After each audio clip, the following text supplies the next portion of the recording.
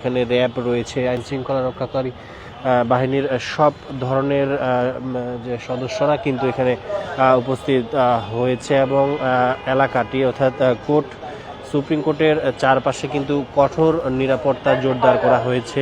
আমরা দেখছেন যে সুপ্রিম কোর্টের যে মাজার গেট রয়েছে সেই মাজার গেটে কিন্তু একে একে চেকিং করে কিন্তু ভেতরে প্রবেশ করানো হচ্ছে। এখানে পুলিশের সদস্যরা রয়েছেন এবং মাজার গেট থেকে একটু সামনে এগিয়েই কিন্তু সেনাবাহিনীর সদস্যরা অবস্থান নিয়েছেন এবং আর ট্রাইব্যুনালের গেটে আমরা দেখেছি যে সেখানে কিন্তু র্যাব পুলিশ সদস্যরা রয়েছেন। এই মুহূর্তে সুপ্রিম কোর্ট প্রাঙ্গণ থেকে আপনাদের সঙ্গে সরাসরি যুক্ত হয়েছি, দেখানোর চেষ্টা করছি এখানকার সবশেষ পরিস্থিতি।